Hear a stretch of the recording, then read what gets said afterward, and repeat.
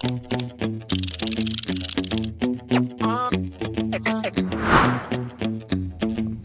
nggak kalian melihat sebuah adegan yang terlihat begitu hangat? Rumah yang tenang, lampu menyala lembut, anak-anak tertidur pulas. Tidak ada suara tangisan, tidak ada pertengkaran, tidak ada musik yang memaksa kita merasa sedih. Tapi entah kenapa dada terasa berat. Film Satu Kakak Tujuh Ponakan menunjukkan bahwa kesedihan tidak selalu datang dengan suara keras. Kadang ia hadir lewat diam, lewat ruang kosong, lewat seseorang yang tetap terjaga ketika semua orang sudah beristirahat. Film ini bercerita tentang Moko, seorang kakak yang harus mengambil peran sebagai orang tua bagi 7 ponakannya. Bukan karena ia merasa siap, bukan karena ia bermimpi tentang itu, tapi karena hidup memaksanya untuk tumbuh lebih cepat dari seharusnya.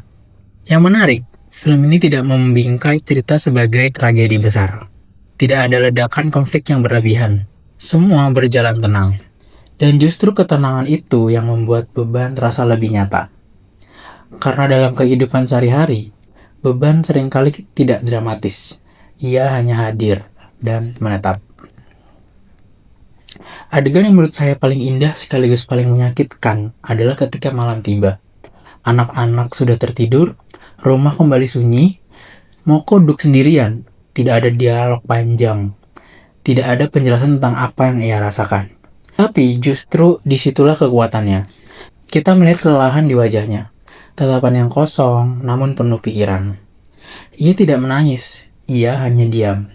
Dan diamnya terasa lebih berat daripada air mata. Secara visual, adegan ini menggunakan pencahayaan hangat. Dominasi warna kuning lembut dari lampu rumah menciptakan kesan nyaman. Dalam teori sinematografi, warna hangat sering digunakan untuk menggambarkan keakraban dan rasa aman. Namun di sini, kehangatan itu terasa kontras dengan kondisi batin Moko. Cahaya yang hangat tidak menghapus lelahnya. Ia justru menegaskan kesendirian itu. Kita seperti melihat dua lapisan emosi sekaligus. Lapisan luar yang nyaman dan lapisan dalam yang sunyi. Kontras inilah yang membuat adegan terasa indah sekaligus menyedihkan. Komposisi frame sering menempatkan Moko di tengah ruangan yang luas. Secara visual, gambar tampak seimbang. Namun, ruang kosong di sekitarnya berbicara lebih banyak daripada dialog. Ruang kosong itu seperti simbol dari beban yang tidak bisa dibagi. Simbol dari keputusan yang harus ia ambil sendiri. Dalam bahasa visual, ruang kosong sering digunakan untuk menggambarkan isolasi.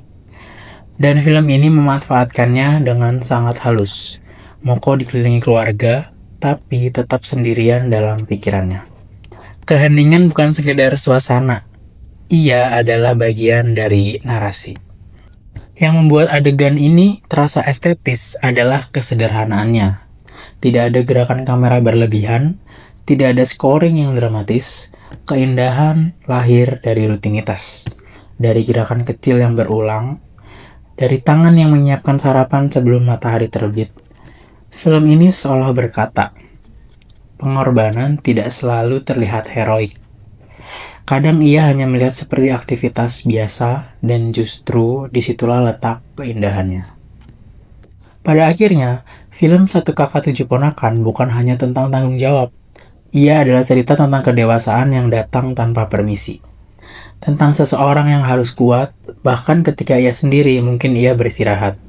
Film ini membuktikan bahwa visual yang indah tidak selalu berarti bahagia.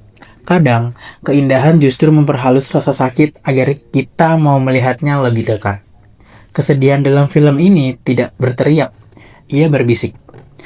Dan mungkin karena itu, ia terasa lebih nyata. Karena dalam kehidupan sehari-hari, banyak orang yang terlihat baik-baik saja.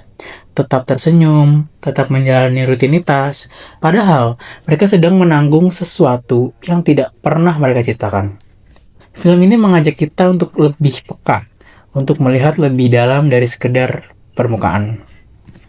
Dan mungkin untuk lebih menghargai orang-orang yang tetap berdiri, meski dunia di pundaknya terasa berat. Oke, mungkin segitu dulu penjelasan dari saya. Jangan lupa di like, komen, dan share ke teman-teman kalian. Dan jangan lupa subscribe channel akun ini. Dadah!